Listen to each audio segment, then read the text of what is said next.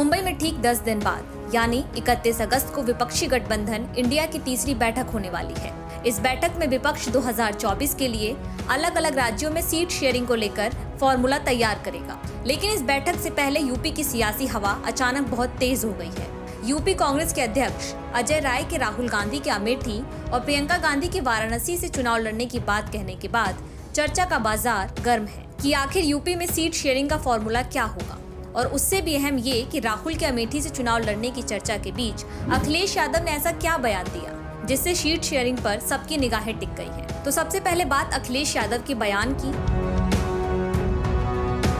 फिर बात होगी यूपी में सीट शेयरिंग के फॉर्मूले की।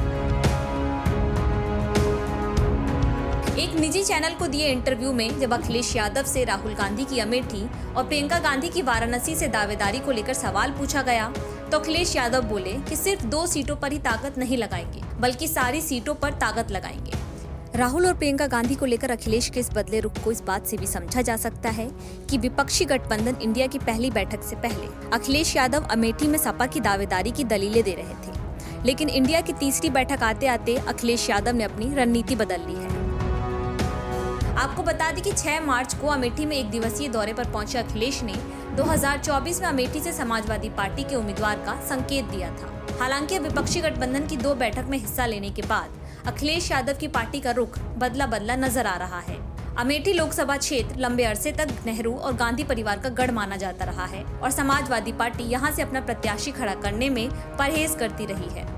हालांकि अमेठी सीट को लेकर अभी कांग्रेस आलाकमान का फैसला आना बाकी है, लेकिन इससे पहले सबकी नजरें मुंबई में होने वाली विपक्ष की तीसरी बैठक पर टिकी है, जिसमें 2024 को लेकर सीट शेयरिंग पर बात बनने के आसार हैं। अगर बात यूपी में सीट शेयरिंग की करें तो विपक्ष के लिए यूपी में सीट शेयरिंग सबसे अहम है, और वो इसलिए भी क्योंकि देश की कुल लोकसभा सीटों में से 80 सीटें यूपी की हैं, जो कि करीब 16% हैं। यूपी में आरएलडी, सपा और कांग्रेस के एक साथ आने पर सियासी ताना बाना बदल रहा है। सूत्रों के मुताबिक विपक्षी एकजुटता वाली इंडिया की सबसे बड़ी पार्टी कांग्रेस यूपी में 21 लोकसभा सीटों पर चुनाव लड़ना चाहती है। ये वो सीटें हैं जिन्हें कांग्रेस पार्टी ने 2009 में जीता था। बताया जा रहा है कि कांग्रेस यूपी की बरेली, लखीमपुर खीरी, धौरहरा, उन्नाव, रायबरेली, अमेठी, सुल्तानपुर, प्रतापगढ़, फर्रुखाबाद, कानपुर, अकबरपुर, झांसी, बाराबंकी, फैजाबाद, बहराइच, गोंडा, डुमरियागंज, महाराजगंज, कुशीनगर पर दावेदारी कर रही है।